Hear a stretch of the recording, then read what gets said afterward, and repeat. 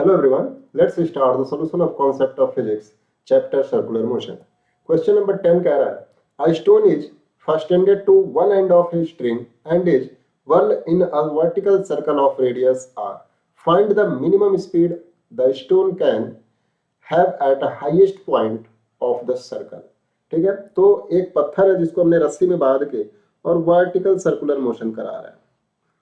ठीक है, तो जब ये मैक्सिमम अपने हाईएस्ट पॉइंट पे होगा उस टाइम पे हमें बताना है कि इसकी मिनिमम स्पीड कितनी होनी चाहिए.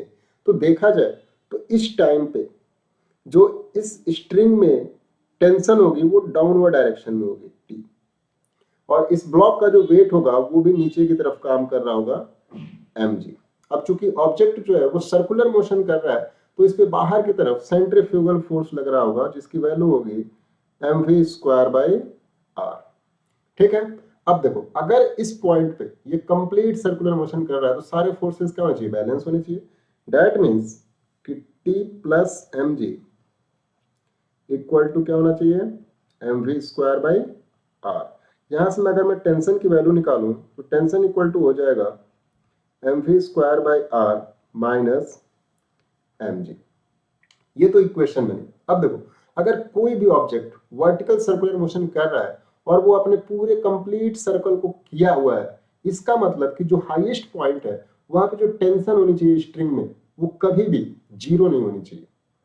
हमेशा टेंशन की वैल्यू हाईएस्ट पॉइंट पे ग्रेटर देन जीरो होनी चाहिए. दैट मींस कि इसकी वैल्यू क्या होनी चाहिए, ग्रेटर देन जीरो.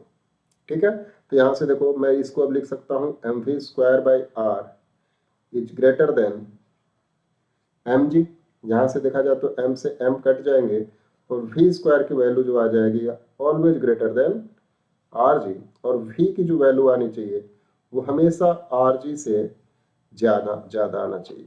तो v की वैल्यू हाईएस्ट पॉइंट पे हमेशा रूट rg होनी चाहिए, तभी जाके कोई भी object complete vertical circular motion करेगा. So I hope you understand it well. Thank you.